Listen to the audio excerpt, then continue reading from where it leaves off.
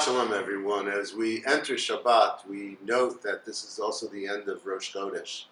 Rosh Chodesh Adar Bet, the second month of Adar. And we know that Rosh Chodesh is a time where we take notice of the fact that we live in a universe that waxes and wanes, a universe that has an incredible natural order to it. And that natural order is reflected in the cycles of the moon. I wanted to talk about that today in relation to a program that we're doing here at B'nai Torah. I have a great concern about the connection of Shabbat to our younger community. My generation, so many of you who are watching, your generation, come to Shul on Shabbat because your parents did, and because you grew up, and you feel that connection and that feeling. But the next generation doesn't have it in the same way. And so we have to present those things which create those connections. And one of the things I believe is the fact that Shabbat is also about a celebration of the natural world. We recognize that God created the world in 6 days and rested on the seventh day. And so it is a day of celebration of just that. And so we have this program, Ahavat Shabbat, and it's led by and energized by Karen Deerwester, who is a consultant here at Early Childhood.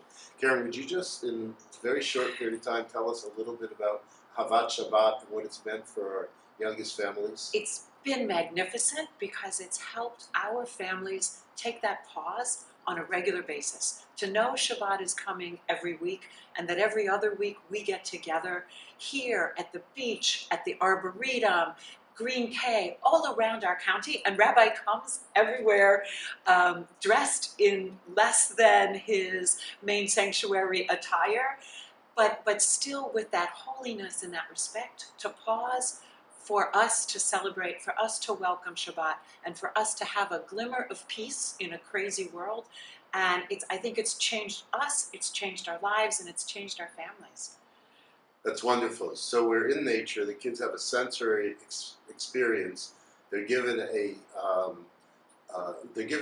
given a few words, which enables them to appreciate where it is that they are standing, where it is that they're sitting, and then we bring the blessing of Shabbat to them. Right. It's play. It's, as you've always wanted it to be, multisensory. So we're connecting to the present moment, and we're letting all the distractions and technology and interruptions in life aside. We put that all aside, and then we come together. They play. They might be saying special prayers. They might be walking around in gratitude. They might be walking around saying Modeh Ani. They might be doing a million things. Give a little ahava. But in the end, we gather with our Malachim families at the Shabbat table, and we say our blessing over the children, our blessings for Shabbat. Our children want their Kiddush cups. They want the challah, and challah in sand and dirt always tastes better than challah at home. And then we share this moment of peace with stories, with songs, with cantor, with Miss Naomi, with Miss Amy, with you. And it's a beautiful, wonderful, regular, ongoing, ordinary is extraordinary celebration of Shabbat. Thanks, Karen. Thank you, Let's Rabbi. go from strength to strength, and let's grow this and continue to grow a community of young Jews attached to Shabbat. All with love. Thank you, Rabbi. Shabbat Shalom. See you in Shul.